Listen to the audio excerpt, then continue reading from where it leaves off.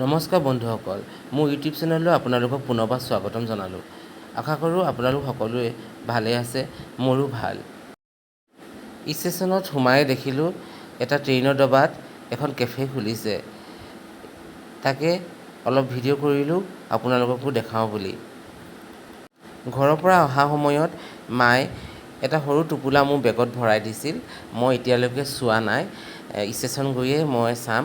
আহকচোন মোৰ লগতে আপোনালোককো দেখাওঁ মায়েনো কি দি পঠাইছে মোলৈ। জীৱনটোৱেই এক যাত্ৰা, এই যাত্ৰাৰ কোনো শেষ নাই। আমি যেতিয়ালৈকে আছোঁ তেতিয়ালৈকে আমি ইফালৰ পৰা সিফাললৈ যাত্ৰা কৰিবই লাগিব। এয়া খুলি দেখিলোঁ তামোল পাণ, মোৰ প্ৰিয় বস্তু। মায়ে ইমান মৰমত মোক দি পঠাইছে, ভাবিলোঁ যাত্ৰা আৰম্ভ কৰাৰ আগতেই মই এখন খাই লওঁ। এয়া মই এখন খাই লৈছোঁ। গোটেইখিনি মই অকলে নাখাওঁ, মই এয়া ভাগ বতৰা কৰি খাম। যিহেতু মই জানো ট্ৰেইনত মই বহুতকে লগ পাম, তেওঁলোকক মই দিম। প্ৰথমে কাক লগ পালোঁ চাওকচোন।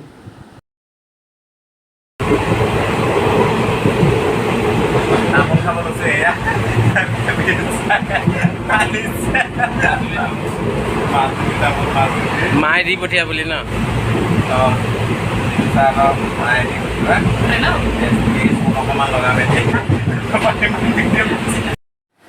এনেদৰে আমি সকলোৱে মাজে সময়ে তামোল পাণ খাই খাই যাত্ৰাটো কৰি গৈ থাকিলোঁ।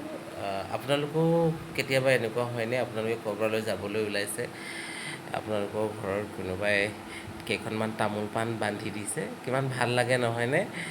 মোৰ ক্ষেত্ৰত প্ৰায় হয়, সেয়েহে আপোনালোকৰ আগত মই শ্বেয়াৰ কৰিলোঁ।